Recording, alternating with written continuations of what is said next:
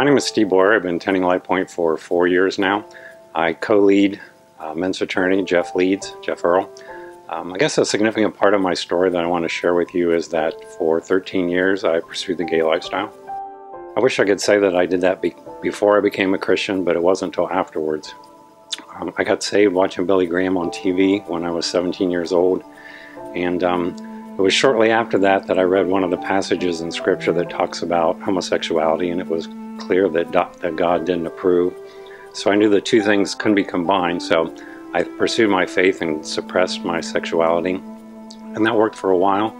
But Satan was very deceptive, and he tried to get me to believe that I wouldn't be happy unless I tried it, unless I acted out on it, that I actually pursued that lifestyle. So I did do that ultimately, and because I knew that the two were incompatible, homosexuality and my faith, I threw away my faith and then threw myself into the pursuit of the gay lifestyle. Like I said, I did that for 13 years. And finally one day it dawned on me that wasn't making me happy, and that wasn't the way to live my life. So I came back to the Lord. That was now 20 years ago, and simply by God's grace I haven't fallen back into that in all these 20 years. So I'm very thankful to Him for that. 4 years ago I started attending Light Point, and in the fall of that year I went to a men's fraternity.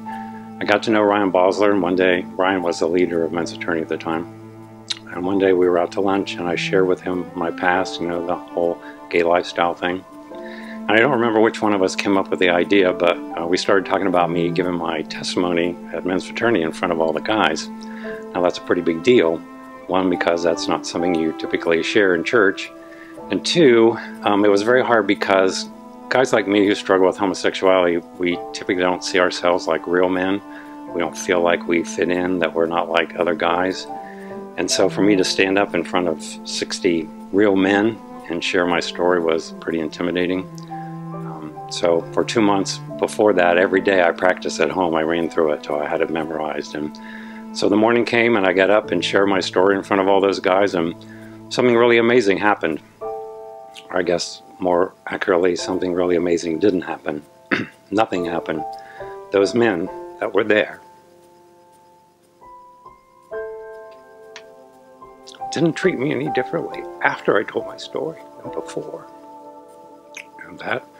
And so that's the reason I want to share all this with you today, is to let you know what men's fraternity is like. It's a place where you can be yourself, you can tell your story, you can tell your past, you can tell your struggles, because we all have struggles. And that's the beauty of men's fraternity. You can come and share whatever it is you're dealing with, and it's like a band of brothers, and there's power, there's comfort, there's camaraderie in sharing it with other brothers. So I really want to invite you to men's fraternity, where you can come and be yourself, share your story, and not worry about your past, and come and grow with us. Thanks.